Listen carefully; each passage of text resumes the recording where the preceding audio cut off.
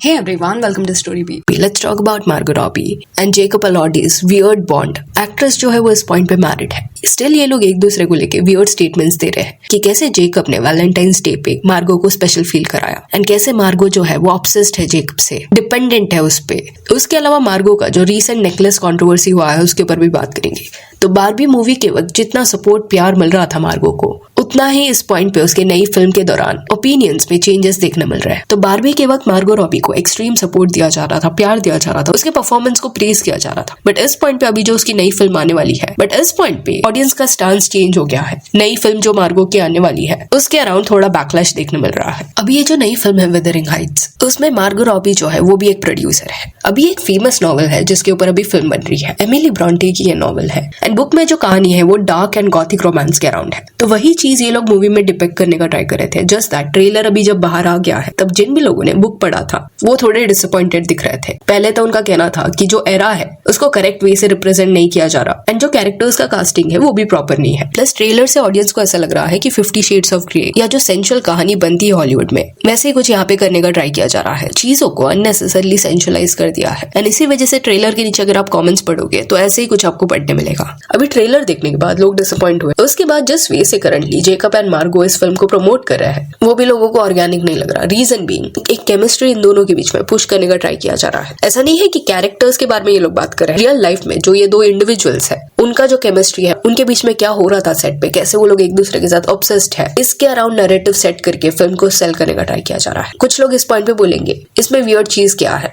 कई बार ऐसे tactics film के दौरान यूज किए जाते हैं। लीड एक्टर्स एक दूसरे को डेट कर रहे हैं ऐसा दिखाया जाता है। तो इनके केस में अजीब इसलिए है बिकॉज जेकब जो है वो सिंगल नहीं है, वो रिलेशनशिप में है। एंड दूसरी चीज मार्गो जो है वो मैरिड है एंड कॉन्स्टेंटली उसने ये बोला है कि वो अपने हस्बैंड के साथ बहुत खुश है एंड इवन उसके 2 बच्चे हैं। तो अभी वो एरा नहीं है कि आप किसी भी वे से अपनी फिल्म को प्रमोट करो एंड ऑडियंस उसको बाय करेगी। इस पॉइंट पे अगर कुछ चीज ऑफ है तो लोग उसको हाईलाइट करेंगे एंड वही हो रहा है इनके केस में। जैसे कि मार्गो एंड जेकब ने अपने इंटरव्यूज में ये बताया था कि ये फिल्म की जब शूटिंग हो रही थी एंड वैलेंटाइंस डे आ गया था, उस पॉइंट पे जेकब ने डिसाइड किया था कि मार्गो का जो ड्रेसिंग रूम है उसको वो पूरा फ्लावर से डेकोरेट कर देगा। कुछ रोजेस वगैरह उसने डाले थे। अभी यहाँ पे जेकब का ये कहना था कि वो जो कैरेक्टर प्ले कर रहा है फिल्म में उसके बिहाफ पे उसने ये किया था। बट ऑब्वियस ही चीज है ये जो आप कर रहे हो वो ऑफ कैमरा कर रहे हो, विच मीन्स जेकब ये मार्गो के लिए कर रहा है। एंड ऐसा रोमांटिक जेस्चर आप क्यों करोगे जबकि ऑलरेडी आपकी गर्लफ्रेंड है जिसका नाम ओलिविया है एंड उसके साथ आपका जो रिलेशनशिप है वो स्मूथ नहीं है, इश्यूज हो रहे हैं, ऑन एंड ऑफ वो रिलेशनशिप चल रहा है। प्लस मार्गो रॉबी के जो हस्बैंड है वो भी ये फिल्म से एसोसिएटेड थे, वो ये फिल्म के एग्जीक्यूटिव प्रोड्यूसर है। तो पॉसिबिलिटी है कि शूट लोकेशन पे मार्गो का हस्बैंड भी कभी कभी आता होगा। तो सब पता होने के बाद भी वैलेंटाइंस डे पे अपने को स्टार के बारे में सोचना is not normal. And interview में जेकब एंड मार्गो जैसे बात कर रहे थे, मार्गो बता रही थी कि कैसे उसको स्पेशल फील कराया गया था वैलेंटाइंस डे पे। तब जेकब का रिस्पॉन्स ऐसा था कि वो भी एक्सपेक्ट कर रहा था कि मार्गो उसके लिए भी कुछ स्पेशल करेगी वैलेंटाइंस डे पे, बट उसने नहीं किया। एंड रिटर्न में मार्गो का रिस्पॉन्स ये रहता है कि कुछ ना करने के लिए वो सॉरी है, उसे करना चाहिए था। तो ऑफ कैमरा आप लोग एक दूसरे के साथ ऐसे एक्सपेक्टेशंस क्यों रख रहे हो? अब गर्लफ्रेंड बॉयफ्रेंड थोड़ी हो या रिलेशनशिप में थोड़ी हो, but you are expecting this कि वैलेंटाइंस डे पे आपका को स्टार आपके लिए कुछ करेगा। मार्गो को कुछ करना होगा अपने हस्बैंड के लिए करेगी। अभी ऐसा मत समझो कि ये जो भी सारे फीलिंग्स है वो सिर्फ जेकब की तरफ से थे। आप मार्गो के भी इंटरव्यूज देख लो जहाँ पे वो बोलती है दैट वो एक्सट्रीमली को डिपेंडेंट हो गई थी। देन स्टेटमेंट्स देते वक्त मार्गो ने ये भी बोला दैट जेकब जब आसपास नहीं होता था तब उसको शूटिंग करना बिल्कुल नहीं पसंद था। You're going to make sure you're within 5 to 10 meters at all times, watching how she drinks tea, how she eats her food, how she does it, when is it going to slip, when is the thing going to come undone. I was like, where is he? I asked Nadia, I was like, so Jacob, where is Jacob right now? And they're like, he's just doing a costume change, it's not a big deal. But I found myself so dependent, like codependent. And film में दूसरे cast members भी थे and obvious सी बात है दूसरे cast members के साथ भी आपके सीन्स हो, तो जेकब के दूसरे एक्ट्रेसेस के साथ सीन्स होते थे एंड मार्गो के भी फ्रेम्स रहते थे दूसरे एक्टर्स के साथ। तो ऐसे सीन्स के ऊपर मार्गो का ये कहना था कि दूसरे कास्ट मेंबर्स को बहुत प्यार कर दिया है, बट जब दूसरों के सीन्स होते थे जेकब के साथ तब उसको ऐसा लगता था कि ही इज माइन,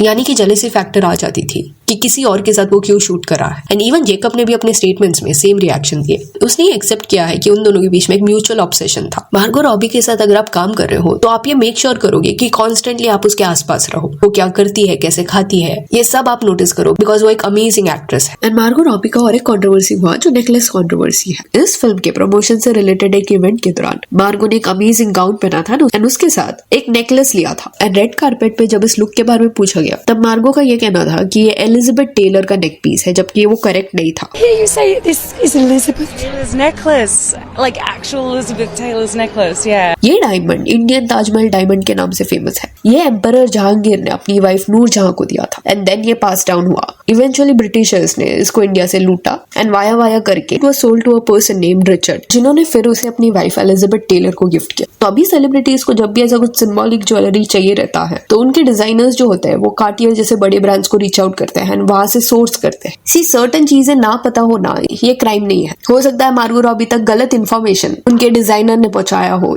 या कार्टियर ने प्रॉपर्ली उसका हिस्ट्री नहीं बताया होगा, तो बेनिफिट ऑफ द डाउट दिया जाता इन केस वो अवेयर नहीं रहती तो, या किसने उनको गलत इन्फॉर्मेशन दिया रहता। बिकॉज इतने सारे ज्वेलरी पीसेस ब्रिटिशर्स ने डिफरेंट लोकेशन से लूट किया, डिफरेंट लोकेशन से चुराया है, दैट कई बार खुद के बेनिफिट के लिए उन्होंने सर्टेन चीजों का हिस्ट्री जो है वो वाइप एंड मैनिपुलेट करने की कोशिश की है। बट मार्गो रॉबी के केस में ऐसा नहीं था। उसे पता था कि ये ताजमहल डायमंड है, उसने ये बोला भी। उन्हें ये पूरा टाइमलाइन पता है कि एलिजाबेथ टेलर को उसके हस्बैंड ने गिफ्ट किया एंड देन कार्टियर तक ये पहुंचा, कार्टियर ने कैसे इस पे चेन लगाया, ये सब उनको पता है। बट कन्वीनियंटली इंडियन ओरिजिन उसका वो भूल गई। That is the problem. And अभी जब बैकलैश मिल रहा है, still she is mom, she is quite. In celebrities को ये रियलाइज करना पड़ेगा, एक तो अगर आपको हिस्टोरिक पीसेस अपने प्रमोशंस के दौरान यूज करना है then be very responsible and पहले प्रॉपरली उसका नॉलेज ले लो, या तो अवॉइड करो उस चीज को। एंड सैड फैक्ट ये भी है कि जब इंडियन सेलिब्रिटीज कार्टियर को रीच आउट करता है, जैसे दिलजीत दोसांझ ने सर्टेन पीसेस के लिए रीच आउट किया था, तब उनको डायरेक्टली मना कर दिया गया था। And it is a great thing that अभी सोशल मीडिया पे लोग खुशियां नहीं मनाते कि वेस्टर्न सेलिब्रिटीज इंडियन ओरिजिन का कुछ वहां पे पहन रहा है तो प्राउड होने वाली बात है, ऐसा नहीं है। इंस्टेड वो ड्यू क्रेडिट डिमांड करते हैं। अभी विदरिंग हाइट्स की कास्टिंग को बिजार इसलिए बताया जा रहा है बिकॉज जिन्होंने भी बुक पढ़ा है दे नो दिस कि एक तो एज फ्रेम जो है वो गलत पकड़ा है। बुक में जो फीमेल लीड है वो टीनेजर होती है, बट ये एज वाला इशू इज समथिंग जो कई लोग लेट गो करने के लिए रेडी है बिकॉज सीन्स ऐसे है फिल्म में that it was a wise choice कि प्रॉपर एडल्ट्स को ही कास्ट करें एंड टीनेजर को नहीं कास्ट करना